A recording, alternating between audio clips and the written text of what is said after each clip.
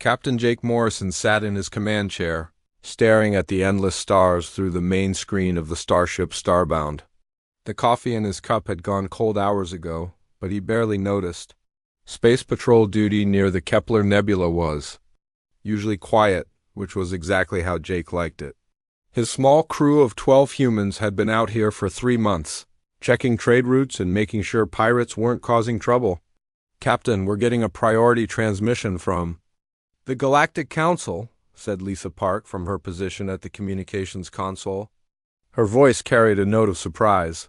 The Galactic Council rarely contacted small human ships directly. Jake straightened in his chair.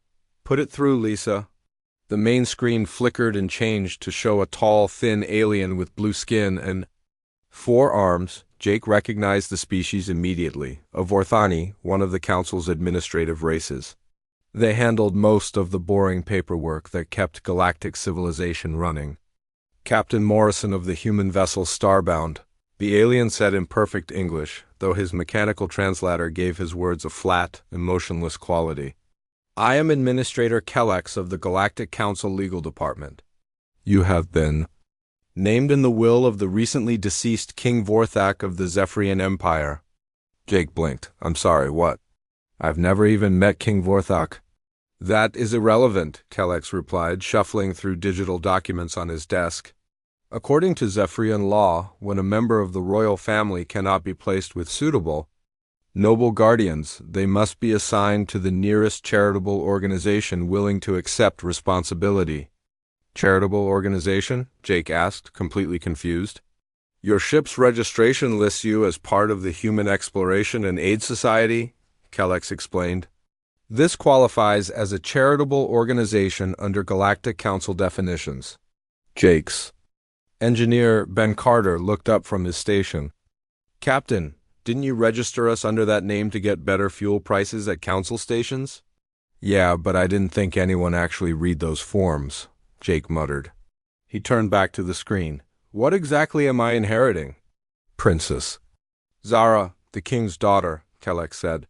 "She is being transported to your location as we speak. A council transport ship will arrive within 6 hours to transfer her to your custody." The bridge fell silent. Jake's crew exchanged glances, all of them clearly as confused as he was. "Wait a minute," Jake said slowly. "Why isn't she staying with her own people? Surely the Zephyrian Empire has plenty of nobles who could take care of a princess." Kellex's expression didn't change, but Jake caught something that might have been amusement in the alien's eyes. "Princess Zara has been deemed unsuitable for traditional noble placement due to certain defects. The king's will specifically states that if no Zephyrian noble will accept responsibility for her, she should be given to any willing charitable organization." "Defects?" asked Tony Rivera, the ship's communications officer. "What kind of defects?" "That information is classified," Kellex replied. "The important thing is that you are now legally responsible for her care and well-being according to both Zephyrian and Galactic Council law." Jake rubbed his forehead. "And what happens if I refuse?" "The princess would be placed in a council detention facility until other arrangements can be made," Kellex said. "However, I should mention that declining this inheritance would result in significant legal complications for your ship and crew." "What kind of complications?" Jake asked, though he was already pretty sure he didn't want to know the answer. "Tax penalties, registration reviews, possible suspension of your exploration licenses," Kellex listed off casually. "The Zephyrian Empire takes these matters very seriously." Jake looked around at his crew. Lisa was shaking her head in disbelief. Ben was already pulling up legal databases on his console. Tony was trying not to laugh. The rest of the bridge crew looked like they were watching some kind of strange entertainment program. "So let me get this straight," Jake said. "A king I've never met has died and left me his daughter because no one else wants her. If I say no, my ship gets in trouble with the council. If I say yes, I'm suddenly responsible for alien royalty." "That is correct," Kellex confirmed. "And you don't see anything weird about this situation?" For the first time, Kellex's expression shifted slightly. Captain Morrison, I have been handling inheritance disputes for over 30 years. This is far from the strangest case I have encountered. Jake sighed. Fine, what do I need to know about? Taking care of a Zephyrian princess? The transport ship will provide you with all necessary documentation, Kellex said. Princess Zara has been briefed on human customs and should not require special accommodations beyond basic nutritional needs. Great, Jake muttered. Anything else? The Galactic Council will be monitoring this situation with great interest, Kellex added. Many council members are curious to see how a human crew will handle responsibility for Zephyrian royalty. After the transmission ended, Jake stared at the blank screen for a long moment. His crew was unusually quiet. Well, Lisa finally said, this is definitely the weirdest thing that's happened to us this year. Captain, Ben said, looking up from his console, I've been reading about Zephyrian culture. They have a very strict social hierarchy. Royalty is considered almost godlike by their people. And now we're babysitting a princess, Tony added. I bet the council thinks this is hilarious. Jake had to admit, if he were watching this happen to someone else, he'd probably find it funny too. A small human crew suddenly responsible for alien royalty was exactly the kind of situation that would make great gossip in council chambers. Any idea what these defects might be? Jake asked. Ben shook his head. The files are classified, but I did find some general information about Zephyrian genetics. They're telepathic, but only with their own species. They also have very strict rules about behavior and appearance for royalty. So maybe she doesn't look right or act right according to their standards, Lisa suggested. Or maybe she's just different in some way that makes them uncomfortable. Tony said. Jake stood up and walked to the main screen, looking out at the stars. Somewhere out there, a council transport ship was bringing him a princess that her own people didn't want.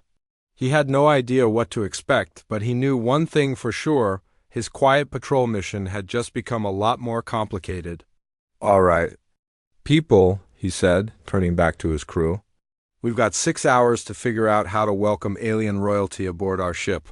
Lisa, see if you can find any information about Zephyrian dietary requirements. Ben, make sure we have a suitable cabin prepared. Tony, start learning basic Zephyrian if you can find a language program. What about you, Captain? Lisa asked. Jake smiled grimly. I'm going to try to figure out what we've just gotten ourselves into. The council transport ship arrived exactly 6 hours later, just as Administrator Kellex had promised. Jake stood in the docking bay with his senior crew, watching as the sleek alien vessel connected to their ship. He had spent the last few hours reading everything he could find about Zephyrian culture, and most of it made him nervous. Zephyrians were known for their rigid social rules and their belief that some people were simply born better than others. They had complex ceremonies for everything and expected to be treated according to their exact rank in society. Jake wondered how a princess from that kind of culture would react to life aboard a human exploration ship. The airlock opened with a soft hiss, and 2 council guards stepped through first. They were followed by a tall, slim figure in a dark traveling robe that covered most of her body. Jake couldn't see her face, but he could tell from the way she moved that she was scared. Princess Zara of the Zephyrian Empire, one of the guards announced formally. She is now your responsibility. The guard handed Jake a datapad with official documents, then both guards stepped back into their ship. The transport vessel disconnected and flew away within minutes, leaving Jake and his crew alone with their new passenger. For a moment, nobody said anything. The princess stood very still, her hands folded in front of her. Jake cleared his throat. Princess Zara, welcome aboard the Starbound. I'm Captain Jake Morrison. She looked up at him, and Jake got his first good look at her face. She was definitely Zephyrian. Her skin had the pale blue tint typical of her species, and her eyes were larger than human eyes. But there was something different about her that Jake couldn't quite identify. Captain Morrison, she said quietly, I understand you have been forced to accept responsibility for me. I apologize for the burden this places on you and your crew. Jake was surprised by how sad she sounded. You're not a burden, Princess. We're happy to have you aboard. She tilted her head slightly, studying his face. You are lying to make me feel better. That is kind, but unnecessary. I know what I am. What do you mean? Asked Lisa Park, stepping forward with a friendly smile. I am defective, Princess Zara said simply. My own people could not bear to keep me. Why would strangers want me? Jake felt a flash of anger at whoever had made this young woman believe she was defective. Princess, I don't know what your people told you, but nobody aboard this ship is going to treat you as anything less than a valued crew member. She stared at him for a long moment. Crew member? Well, passenger for now, Jake said. But if you want to help out with ship duties, you're welcome to. We believe everyone should contribute according to their abilities. Princess Zara looked confused, but I am royalty. Royalty does not perform common labor. Maybe not on your world, said Ben Carter, the ship's engineer. But here, everyone works. Even the captain cleans the bathrooms when it's his turn. You clean waste facilities? She asked Jake, sounding shocked. Someone has to, Jake replied with a shrug. It's not glamorous, but it's necessary. The princess was quiet for a moment, processing this information. This is very different from what I expected. What did you expect? Tony Rivera asked gently. I expected to be locked in a small room and given basic food until you could find somewhere else. To put me, she said. That is how I was treated on my homeworld after my father decided I was unsuitable. Jake felt his anger growing. Princess, nobody on this ship is going to lock you up or treat you badly. You're a guest here, and we take care of our guests. She looked around at the faces of his crew. Why? You do not know me. I could be dangerous. Are you dangerous?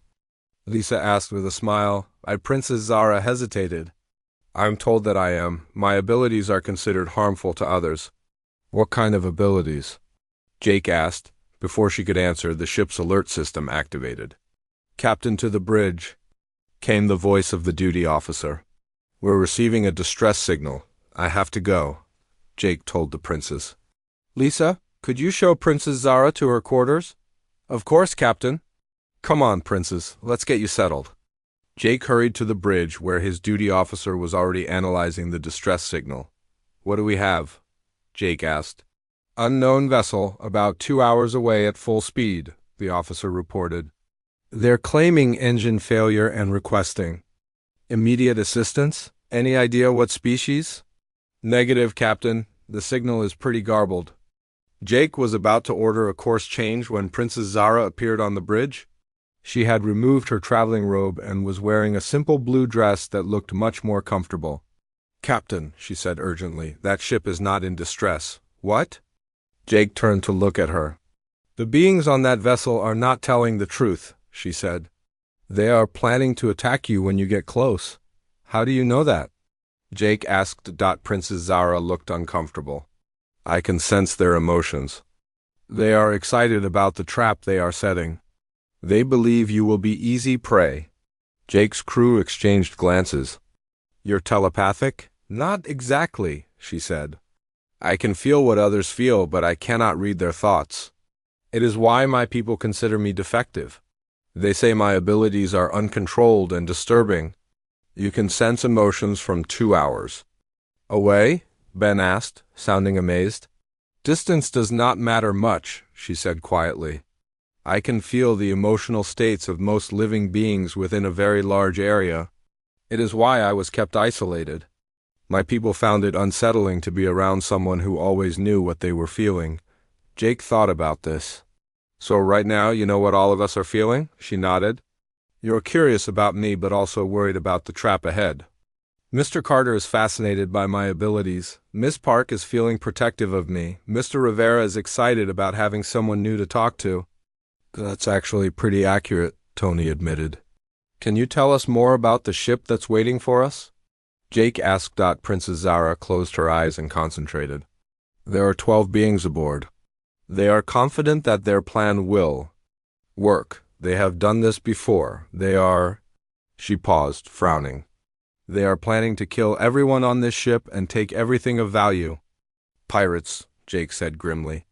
But how did they know we were coming this way? Lisa asked. They didn't, Princess Zara said. They have been waiting here for any ship to respond to their false distress signal. We are just the first to arrive. Jake made a decision. Change course. Take us around their position and alert the nearest council patrol. Captain, Princess Zara said hesitantly, there is something else. I can sense other emotions from that area. There are people aboard that ship who are not pirates. Prisoners? Yes, they are frightened and in pain. The pirates have been keeping them alive for some reason. Jake looked at his crew. How many pirates did you say there were? 12, Princess Zara confirmed, and we have 15 crew members, Jake said. Plus, we have the advantage of knowing it's a trap. You want to rescue the prisoners? Lisa asked. We're not going to leave innocent people with pirates, Jake said firmly. Princess, can you keep monitoring their emotions? Let us know if anything changes? She nodded, looking surprised. You trust me? You just saved us from walking into a trap, Jake said. Of course I trust you. For the first time since boarding the ship, Princess Zara smiled. It was a small smile, but it completely changed her face. Thank you, Captain Morrison. I will do my best to help. As Jake began planning their rescue mission, he realized that the princess's abilities weren't a defect at all. They were exactly what his crew needed. He wondered what other so-called defects might actually be hidden strengths.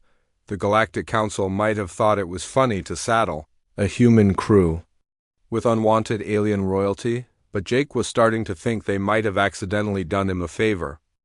3 weeks after rescuing the prisoners from the pirate ship, Jake Morrison was starting to feel like his life had finally settled into a new normal. Princess Zara had quickly become one of the most valuable members of his crew. Her ability to sense emotions had helped them avoid 2 more dangerous situations and had made their diplomatic meetings much smoother. The rescued prisoners had been safely returned to their families, and word of the Starbound's successful mission had spread throughout the local sector. Jake was proud of his crew, but he was especially proud of how they had welcomed Zara. She was no longer the frightened young woman who had arrived in a dark robe. She smiled more, spoke up during crew meetings, and had even started helping Lisa with communications work. That peaceful feeling ended when Jake received a priority message from the Galactic Council. Captain Morrison, said the familiar voice of Administrator Kellex, you have been selected for a special diplomatic mission to the Crimson Sector. Jake raised an eyebrow. The Crimson Sector was known for being dangerous and unpredictable. What kind of mission? The Council has negotiated a major trade agreement with the Crimson Warlords, Kellex explained. However, they require a neutral party to oversee the final negotiations. Your recent success with the pirate situation has brought you to their attention. That sounds reasonable, Jake said cautiously. What's the catch? The mission will take place in a contested area of space, Kellex continued. There have been reports of hostile activity in the region. The Council cannot guarantee your safety. Jake felt suspicious. Why not send a Council ship with better weapons and defenses? The Crimson Warlords specifically requested a smaller, independent vessel, Kellex replied. They believe larger ships might be seen as a threat. And what about Princess Zara? Jake asked. Will she be safe? For the first time, Kellex's expression changed slightly. Actually, Captain, the Council has decided that Princess Zara should be transferred to a more secure facility during this mission. For her own protection, of course. Jake felt his anger rising. What kind of facility? A Council detention center, Kellex said smoothly. She will be well cared for until your return. No, Jake said firmly. Princess Zara stays with my crew. Captain, I must insist. The princess is too valuable to risk on such a dangerous mission. Valuable? Jake asked. A few weeks ago you told me she was defective and unwanted. Circumstances have changed, Kellex said. The Council has become aware of her unique abilities. Jake realized what was happening. The Council had been watching them, waiting to see if Zara's abilities were useful. Now they wanted to separate her from the crew that had helped her grow confident and strong. The answer is still no, Jake said. Princess Zara is a member of my crew. She goes where we go. Captain, if you refuse this mission, there will be consequences, Kellex warned. The trade agreement is worth millions of credits. The Council will not look favorably on anyone who causes it to fail. Are you threatening me? Jake asked. I am informing you of the situation, Kellex replied. You have 24 hours to decide. After the transmission ended, Jake called his senior crew to the conference room. He explained the situation, including the Council's demand to separate Zara from the crew. They want to use her, Lisa said angrily. They finally figured out how valuable her abilities are. Of course they do, Ben said. An empath who can sense emotions from a distance would be incredibly useful for negotiations and intelligence gathering. But they want to control her, Tony added. Keep her locked up and only bring her out when they need her. Jake looked around the table. So what do? We tell them no, Lisa said immediately. Zara is one of us now. But what about the consequences? Ben asked. The Council can make life very difficult for us. Let them try, Tony said. We've handled pirates and hostile aliens. We can handle bureaucrats. Jake was about to respond when Princess Zara entered the conference room. She had been invited to all crew meetings since joining them, and Jake had forgotten she might be listening. Princess, Jake said, we were just discussing the Council's mission proposal. I heard, she said quietly. I can sense that you are. All angry and protective. You are angry on my behalf. Of course we are, Lisa said. They want to lock you up and use you like a tool. Zara sat down at the table. Perhaps I should go with them. I do not want to cause problems for you and your crew. Absolutely not, Jake said firmly. You're not going anywhere unless you want. T.O., but Captain, the trade agreement is important. If you refuse the mission because of me, you will lose a great opportunity. Jake looked at her steadily. Princess, let me ask you something. Are you happy here? She nodded. Happier than I have ever been. Do you want to leave? No, she said immediately. This crew has become my family, but I do not want to be the reason you suffer. Then it's settled, Jake said. We take the mission and you come with us. Captain, Ben said slowly, what if there's a way to do both? What if we can complete the mission and keep the princess safe? What do you mean? Jake asked. What if the Council's real test isn't about the trade agreement at all? Ben suggested. What if they want to see if we'll abandon Zara when things get difficult? Jake thought about this. You think they're testing our commitment to her? Think about it, Ben said. They give us a dangerous mission and demand we leave behind our most valuable crew member. Then they threaten consequences if we refuse. It's almost like they want us to choose between our safety and our loyalty. But why would they do that? Lisa asked. Maybe some council members are worried about humans getting too influential, Tony suggested. Maybe they want to see if we can be trusted with important responsibilities. Princess Zara had been listening quietly. There is something else, she said. I have been sensing emotions from the council communications. Administrator Kellex is not the only one involved in this decision. What do you mean? Jake asked. There are others watching these conversations, she said. Some of them are curious about how humans will react. Others are hoping you will fail. Jake felt pieces clicking into place. They're betting on us. Some want to see if humans can be trusted with greater responsibilities, Zara said. Others want to prove that humans are unreliable and selfish. Well, Jake said with a grim smile, I guess we'll have to prove the second group wrong. He activated the communication system and called Administrator Kellex. Captain Morrison, Kellex said when he appeared on screen. Have you made your decision? Yes, Jake said. We accept the mission, all of us. Including Princess Zara? Especially Princess Zara, Jake replied.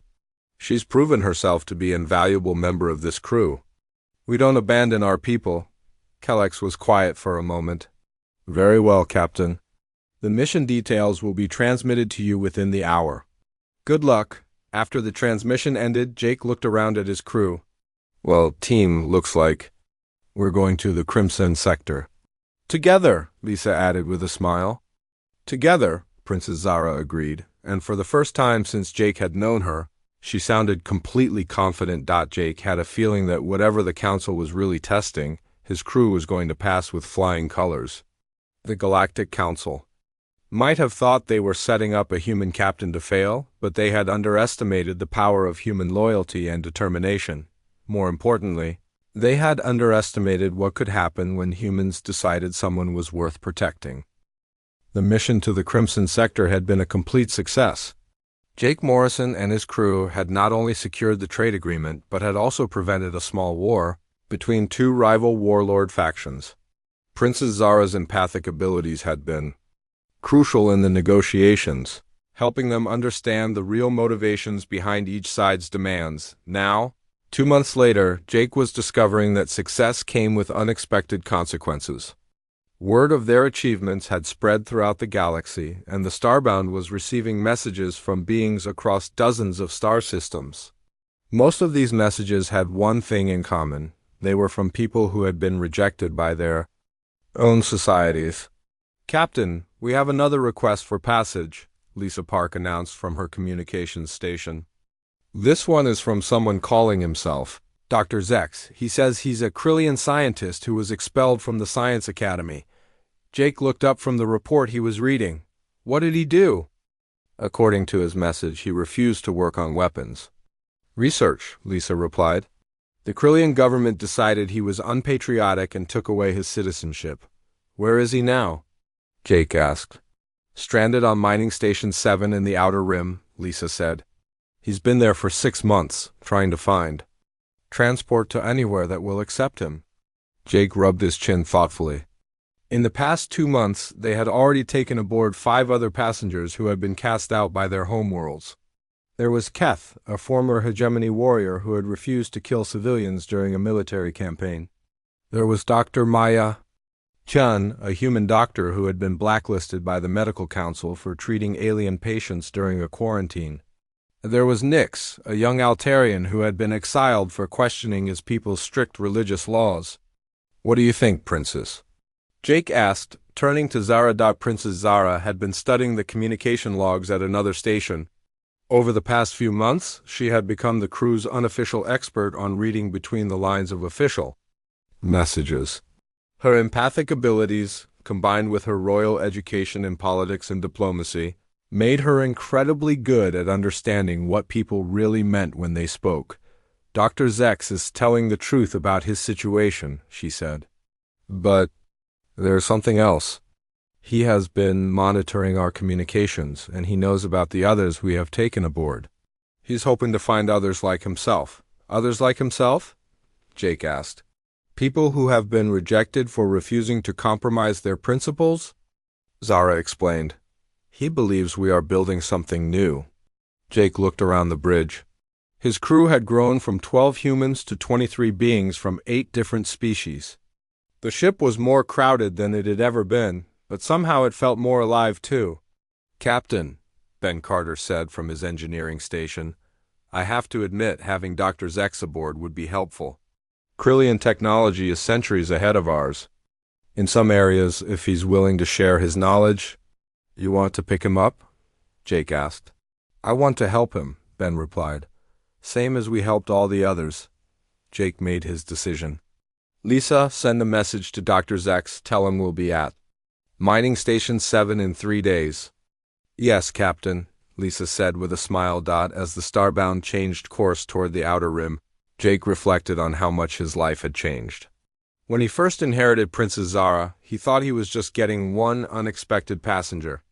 Now, he was running what some people were calling a traveling sanctuary. For the galaxy's unwanted, the nickname had started as a joke among council administrators, but Jake was beginning to think it might be accurate. Every person they had taken aboard had brought unique skills and perspectives that made the crew stronger. Dr. Chun's medical knowledge had saved lives during their last mission.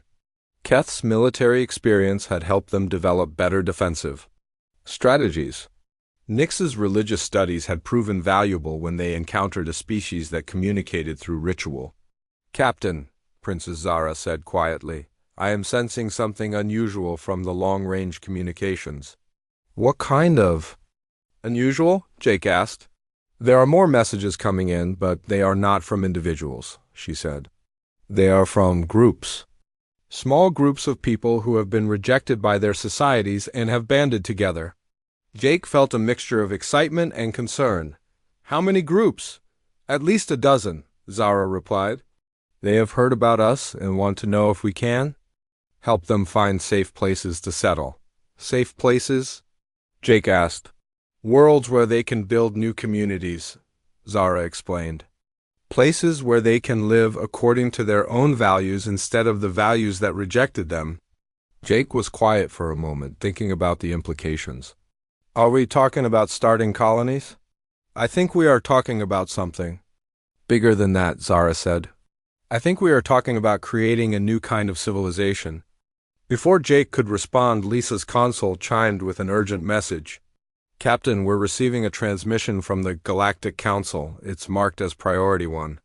Put it through, Jake said. The main screen showed not just Administrator Kellex, but 3 other council members as well. Jake recognized them as representatives from some of the most powerful species in the galaxy. Captain Morrison, Kellex said, we need to discuss your recent activities. What about them? Jake asked. You have been transporting individuals who have been legally expelled from their homeworlds, said one of the other council members, a tall reptilian being with golden scales. This is causing diplomatic complications. How so? Jake asked. Several member species have complained that you are interfering with their internal justice systems, the reptilian continued. They argue that by providing sanctuary to their exiles, you are undermining their authority. Jake felt his anger rising. Are you telling me I can't help people who need help?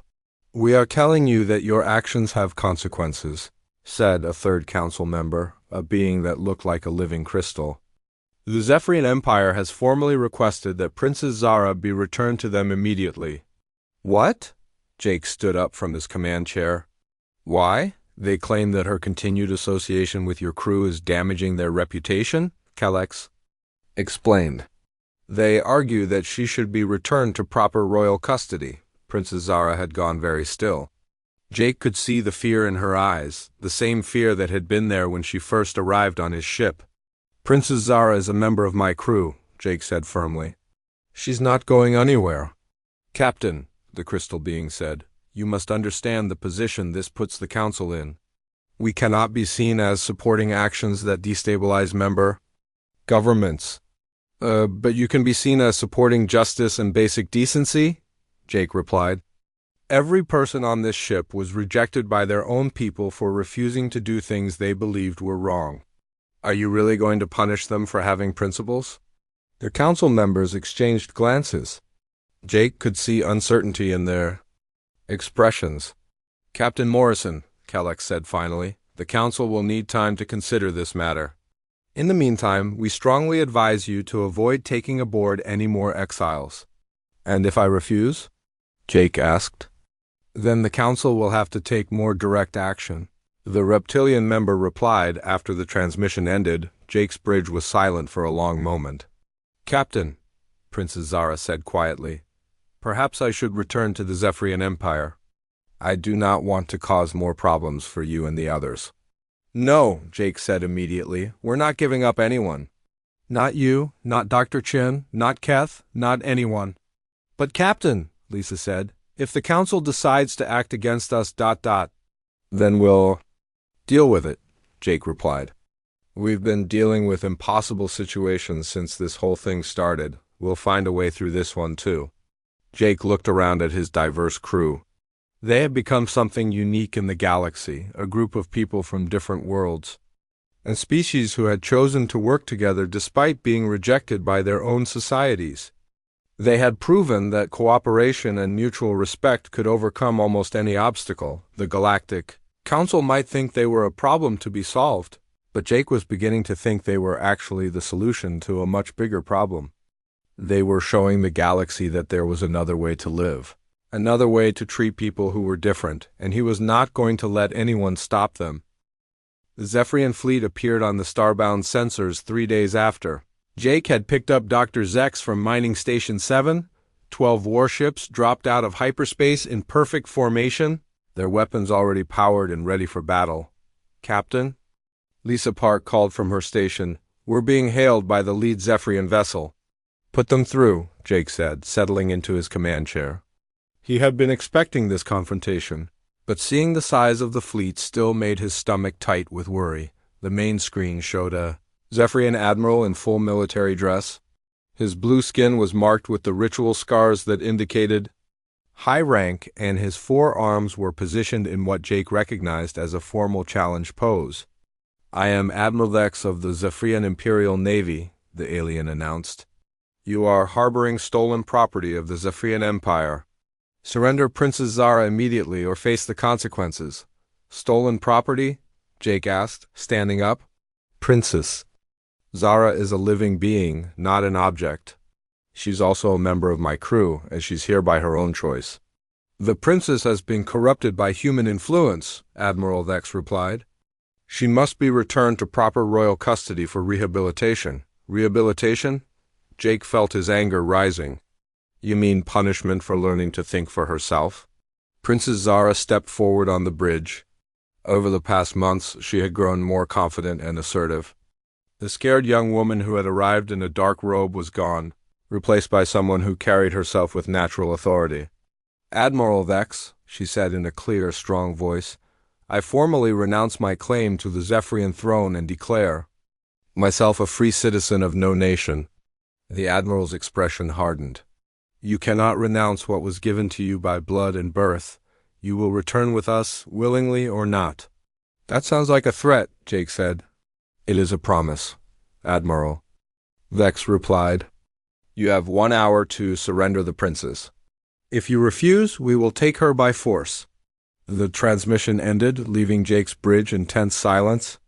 "Captain," Ben Carter said from his engineering station, "their ships outgun us by at least 10-1. If they attack, we won't last 5 minutes." "Maybe we don't have to fight them alone," Princess Zara said quietly. "What do you mean?" Jake asked. "I have been monitoring communications from across this sector," she explained. "Many of the groups we have helped are in this area. Some of them have ships. You think they would help us?" Lisa asked. "I think they understand that if the Zephyrians can take me by force, any of them could be next," Zara replied. Jake activated the ship's long-range communications. "This is Captain Jake Morrison of the Starbound. We are facing a hostile fleet that wants to forcibly take one of our crew members. Any friendly vessels in the area, we could use assistance." For a moment, nothing happened. Then the communications board started lighting up with incoming messages. "Captain," Lisa said with growing excitement, "we're getting responses, a lot of them." The first ship to arrive was a converted mining vessel called the Freedom's Edge, crewed by a group of Altarian religious exiles led by Nix's former teacher. It was followed by a small but fast courier ship carrying Dr. Mayoshan's medical colleagues who had also been blacklisted for treating alien patients within 30 minutes. Jake was looking at a ragtag fleet of 15 ships. None of them were military vessels, but together they represented something the galaxy had never seen before. A spontaneous alliance of outcasts and exiles willing to fight for each other. "Captain Morrison," came a transmission from the Freedoms. "Edge, this is Captain Vell. We stand with you." Similar messages came from all the other ships. Jake felt a surge of emotion as he realized what was happening. These people, rejected by their own societies, had found something worth fighting for. "In each other?" "Admiral Vex," Jake said, opening a channel to the Zephyrian fleet, "I believe your hour is up." The Zephyrian admiral appeared on screen again, but his expression had changed. He was clearly surprised by the number of ships that had rallied to defend the Starbound. "Captain Morrison, you are making a serious mistake," Admiral Vex said. "The Zephyrian Empire will not be intimidated by a collection of outlaws and criminals." "These aren't outlaws and criminals," Jake replied. "These are people who chose to do what was right instead of what was easy." "That's more than I can say." "For your empire. Last warning, Captain. Surrender the princess now." "No," Jake said simply. Admiral Vex's face darkened with rage. "Then you have chosen death. All ships, attack formation." The Zephyrian warships moved forward, but they were met by the unlikely fleet of exile ships. What followed was unlike any space battle in galactic history. The exile fleet had no unified command structure or battle plan, but they had something the Zephyrians didn't expect: Princess Zara. "Captain," Zara said urgently, "I can sense the emotions of everyone in both fleets. I can coordinate our ships better than any computer system." "How?" Jake asked. "Trust me," she said, closing her eyes and concentrating. Suddenly, Jake felt a strange sensation in his mind. It wasn't telepathy exactly, but he could sense the positions and intentions of all the friendly ships around him. He knew instinctively where each ship would move next, when they would fire, when they needed help. The same thing was happening to all the exile ship captains. Connected through Zara's empathic network, they moved as one organism. They covered each other's weaknesses, combined their firepower at crucial moments, and avoided each other's lines of fire with impossible precision. The Zephyrian fleet, trained in rigid military tactics, couldn't adapt to the fluid, unpredictable movements of their opponents. Their superior firepower meant nothing when they couldn't hit their targets, and their disciplined formations became a disadvantage when the exile ships attacked from unexpected angles. "This is impossible," Admiral Vex snarled over the communications channel. "How are they coordinating so perfectly?" "It's called working together," Jake replied as his ship, guided by Zara's empathic network, swooped in to disable another Zephyrian vessel. "You should try it sometime." The battle turned decisively when Dr. Zex, working from his station aboard the Starbound, used his advanced Krillian technology to disrupt the Zephyrian ship's targeting systems. Without their ability to lock onto targets, the superior Zephyrian weapons became useless. One by one, the Zephyrian warships found themselves disabled or surrounded. Admiral Vex's flagship was the last to surrender. "This isn't over," the Admiral said as his ship powered down its weapons. "The Zephyrian Empire will not forget this humiliation." "Neither will we," Jake replied. "Neither will anyone who saw what happened here today." As the Zephyrian fleet limped away, Jake looked around at the diverse collection of ships that had rallied to defend them. They came from dozens of different worlds and species, but they had fought as one. "Captain," Princess Zara said softly, "I think we just started something." "What do you mean?" Jake asked. "Look at what we accomplished when we worked together," she said. "Imagine what we could do if we had time to really organize." Jake looked at the ships around them and felt a surge of possibility. The Galactic Council had tried to separate them and break them apart, but instead they had accidentally created something new. A community of people who chose cooperation over domination, inclusion over exclusion. "Princess," Jake said with a smile, "I think you're right. And I think the galaxy is about to change in ways the Council never expected." The battle was over, but Jake had a feeling that the real fight was just beginning. They had proven that unity could overcome superior force, that cooperation could defeat rigid hierarchy. Now, they needed to show the galaxy what else was possible when people chose to work together instead of against each other. The Zephyrian Empire might not forget this humiliation, but more importantly, the galaxy's outcasts and exiles would not forget that they had the power to stand up for themselves when they stood together. 6 months after the battle with the Zephyrian fleet, Jake Morrison stood on the observation deck of the New Horizon, watching as another group of refugee ships approached their growing station. What had started as a single human exploration vessel was now the center of something that was changing the entire galaxy. The news of their victory over the Zephyrians had spread like wildfire through every corner of civilized space.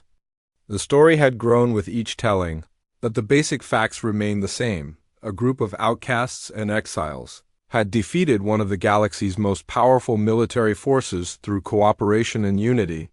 "Captain," came Princess Zara's voice over the communication system. She still called him Captain even though he now commanded an entire fleet. "The Altarian delegation has arrived. They're requesting permission to join the Haven Coalition." Jake smiled at the name. The Haven Coalition had started as a joke among council administrators, but it had become the official name for their growing alliance. What began with the crew of the Starbound now included representatives from over 40 different species and hundreds of different worlds. "Tell them they're welcome," Jake replied. "Schedule a meeting for this afternoon." "Already done," Zara said with amusement in her voice. "I also have reports from our new settlements in the Outer Rim. The farming colony on New Eden is exceeding all food production targets, and the research station at Haven Prime has made 3 major scientific breakthroughs this month." He shook his head in wonder. In less than a year, they had gone from rescuing individual exiles to establishing entire colonies. People who had been rejected by their homeworlds were building new societies based on cooperation and mutual respect instead of rigid hierarchies and exclusion. "Any word from the Galactic Council?" Jake asked. "Administrator Kellex has requested another meeting," Zara replied. "I think they're getting nervous." Jake could understand why.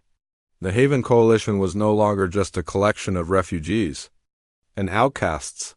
They had become a legitimate political force with their own territory, their own laws, and their own way of doing things. More importantly, they were attracting new members every day. Entire populations were leaving their homeworlds to join the coalition. Scientists who were tired of being forced to work on weapons. Artists who wanted freedom to express themselves. Ordinary people who were fed up with being told they weren't good enough for their own societies. "Captain Morrison to the bridge," came Lisa Park's voice over the intercom. "We have visitors." Jake made his way to the bridge of the New Horizon, which was much larger than the Starbound but felt just as much like home. The crew here included humans, Zephyrians, Krillians, Altarians, and dozens of other species working side by side. "What do we have, Lisa?" Jake asked. "A Galactic Council fleet," she replied. 12 ships, including Admiral Rix's flagship. They're requesting permission to approach. Jake knew Admiral Rix by reputation. She was one of the few Council military leaders who was known for preferring negotiation to violence. "Let them come," Jake said. "But keep our defensive grid ready." The Council ships approached slowly, their weapons powered down in a gesture of peaceful intent. Jake had to admit he was curious about what the Council wanted. For months, they had been making threats and demands, but they hadn't taken any direct action against the Coalition. "Admiral Rix to Captain Morrison," came the transmission. "Put her through," Jake said. Admiral Rix appeared on the main screen. She was a tall, elegant being with silver skin and large, intelligent eyes. Jake had heard she was one of the more reasonable council leaders. "Captain Morrison," she said formally, "I come with a proposal from the Galactic Council." "I'm listening," Jake replied. "The Council recognizes that the Haven Coalition has become a significant force in galactic politics," Admiral Rix continued. "We would like to offer you full membership in the Galactic Council with all the rights and privileges that entails." Jake raised an eyebrow. "And what would that cost us?" "Simply agreement to abide by Council law and authority," the Admiral said. "You would have a voice in galactic governance, but you would need to accept Council oversight of your activities." "In other words," Princess Zara said from her position next to Jake's command chair, "they want to control us." Admiral Rix's expression didn't change. "The Council wants to integrate your coalition into the existing galactic order. What if we refuse?" Jake asked. "Then the Council will be forced to treat you as a rogue state," Admiral Rix replied. "Trade sanctions, travel restrictions, possible military action." Jake looked around at his bridge crew. He could see the same determination in their faces that had been there during the battle with the Zephyrians. "Admiral," Jake said, "let me ask you something. How many species have applied to join the Haven Coalition in the past month?" "I fail to see how that's relevant," Admiral Rix said. "Humor me," Jake insisted. The Admiral consulted a datapad. 17 species have formally requested to join your coalition. Another 34 have opened diplomatic relations with you. And how many have applied to join the Galactic Council in the same period? Jake asked. Admiral Rix was quiet for a moment. "None. That should tell you something," Jake said. "People are voting with their feet. They're choosing to join us instead of you." "Captain Morrison," Admiral Rix said, You cannot seriously believe that your small coalition can challenge the authority of the Galactic Council. We're not trying to challenge anyone, Jake replied. We're just showing people that there's another way to live. A way that values cooperation over domination, inclusion over exclusion. You're destabilizing the galactic order, Admiral Rix sighed. Maybe the galactic order needs to be destabilized, Princess Zara said firmly. Maybe it's time for something better. Jake made his decision. Admiral Rix, please convey this message to the Galactic Council. The Haven Coalition respectfully declines membership in the Council. We will continue to build our own path forward.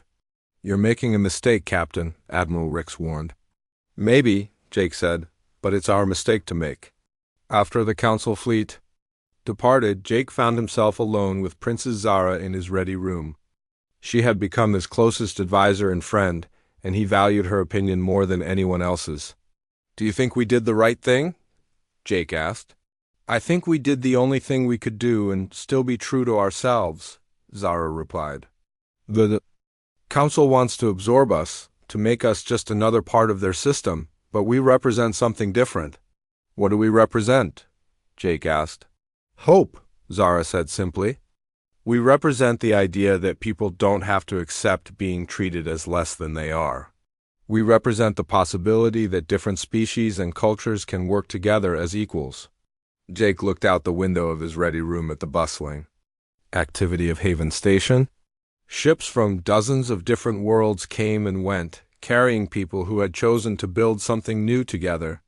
You know, Jake said, when this all started, I thought I was just babysitting an unwanted princess. Zara laughed, and I thought I was being passed along to another group of people who would eventually get tired of me. Instead, we started a revolution, Jake said. We started a family, Zara corrected. A very large, very complicated family that happens to be changing the galaxy, Jake had to agree. The Haven Coalition had grown far beyond anything he could have imagined when Princess Zara first stepped aboard the Starbound. They had proven that cooperation could defeat superior force, that inclusion could be stronger than exclusion, that treating people with dignity and respect could literally change the world. The Galactic Council members who had once laughed at a human inheriting a defective princess were no longer laughing. They were facing the reality that their mockery had given birth to something that challenged everything they believed about how the galaxy should work. What happens next? Jake asked. We keep growing, Zara said. We keep showing people that there's another way. We keep building something better. Jake nodded. The galaxy was changing and there was no going back. The Haven Coalition would face many challenges in the years ahead, but they would face them together. They had learned that when people chose to stand with each other instead of against each other, anything was possible outside the window. Another ship was arriving at Haven Station. Jake watched as the airlock opened and a group of refugees stepped out, looking around with hope and wonder at their new home. Soon they would become part of the growing community that had started with one simple decision: to treat an unwanted princess with kindness and respect. That decision had changed everything. And Jake had a feeling it was only the beginning.